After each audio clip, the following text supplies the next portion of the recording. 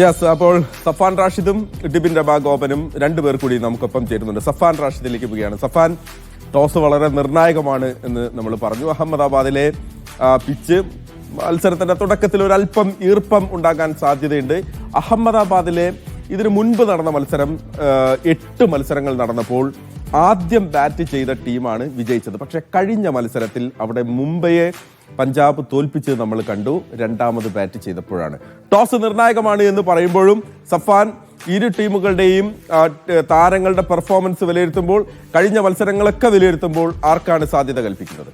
നമ്മൾ സാധ്യത നേരത്തെ പറഞ്ഞ പോലെ ഒരു 50-50 ചാൻസ് ആണ്. കാരണം ലീഗിൽ നേരത്തെ പറഞ്ഞു പോയിന്റ് ഈക്വൽ ആണ്, അവരുടെ ഹിസ്റ്ററി ഈക്വൽ ആണ്, രണ്ട് ടീമും കപ്പില്ലാത്തതിന്റെ ഒരു പ്രഷറും ഉണ്ട്. അപ്പം അങ്ങനെ നോക്കുമ്പോൾ നമുക്ക് ഒരിക്കലും അതിൻ്റെ ഒരു സാധ്യത പറയാനാകില്ല. പിന്നെ ടോസിലേക്ക് വരികയാണെങ്കിൽ നമ്മൾ സാധാരണ ഫൈനലിലൊക്കെ മുൻകാലങ്ങളിലൊക്കെ ആദ്യം ബാറ്റിംഗ് തിരഞ്ഞെടുക്കുകയാണ് ഓരോ ടീമും ചെയ്യാറുള്ളത്.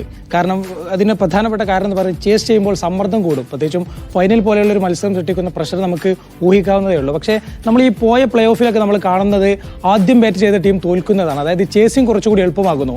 അതിനൊരു പ്രധാന കാരണം എന്ന് പറയുന്നത് ഇൻ കേസ് മഴ ഭീഷണി ഉണ്ടെങ്കിൽ അല്ലെങ്കിൽ മഴ പെയ്യുകയാണെങ്കിൽ ആദ്യത്തെ ഓവറുകളിൽ ബാറ്റിംഗ് കുറച്ച് ബുദ്ധിമുട്ടാകും. പ്രത്യേകിച്ചും പവർ പ്ലേ ഓവറിലൊന്നും കാര്യമായിട്ട് റൺസ് നേടാൻ സാധിക്കില്ല. മറിച്ച് സെക്കൻഡ് ബാറ്റിംഗ് ആകുമ്പോഴേക്കും പിച്ചിലെ കുറച്ചുകൂടി ഈർപ്പമൊക്കെ പോയി ബാറ്റിംഗ് കുറച്ചുകൂടി സുഖകരമായി മാറും. അതുകൊണ്ട് തന്നെ ടീമുകൾ കൂടുതലായിട്ടും പഞ്ചാബ് ആണെങ്കിലും RCB ആണെങ്കിലും ചേസിംഗ് തന്നെ തിരഞ്ഞെടുക്കാനാണ് സാധ്യത. മാത്രമല്ല RCBക്ക് ആണെങ്കിൽ സീസണിലുടനീളം അവർക്ക് ചേസിംഗിൽ മികച്ച റെക്കോർഡുണ്ട്. കൂടാതെ അവർക്ക് ചേസിംഗിലെ മാസ്റ്റർ ആയിട്ടുള്ള കോഹ്ലിയുടെ സാന്നിധ്യമുണ്ട്. പഞ്ചാബിനും അങ്ങനെയാണ്. എന്താണ് കോഹ്ലി RCBക്കായി ചെയ്യുന്നത്, അതിനപ്പുറം ചെയ്യാൻ, നിലവിലെ ഫോമിൽ അതിനപ്പുറം ചെയ്യാൻ സാധ്യതയുള്ള ശ്രേയസ് അയ്യരുടെ സാന്നിധ്യം പഞ്ചാബ് കിങ്സിനുമുണ്ട്. പിന്നെ ടീം ലൈനപ്പിലേക്ക് വരികയാണെങ്കിൽ ബാറ്റിംഗ് രണ്ട് ടീമിനും ഈക്വൽ ആണെന്ന് പറയാം. ഒരു 50-50 ആണ്. രണ്ട് ടീമിനും ഒരുപോലെ സാധ്യതയാണ്. അതേസമയം ബൗളിംഗിൽ RCBക്ക് നേരിയ മുൻതൂക്കമുണ്ട്. അതിന് ഒരൊറ്റ കാരണമേ ഉള്ളൂ, ജോസ് ഹേസൽവുഡ് എന്ന് പറയുന്ന പേരാണ്. അദ്ദേഹം ഈ സീസണിൽ അതിഗംഭീരമായിട്ടാണ് പന്തറിയുന്നത്.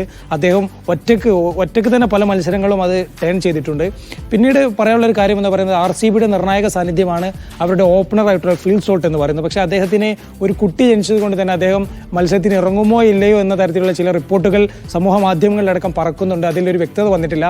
പക്ഷേ ജേക്കബ് ബത്തൽ കൂടി നാട്ടിലേക്ക് മടങ്ങിയ സാഹചര്യത്തിൽ ഫീൽഡ് സോൾട്ട് ഒരു കാരണവശാലും കളിക്കാതിരിക്കാൻ സാധ്യതയില്ല എന്ന് തന്നെയാണ് തോന്നുന്നത്.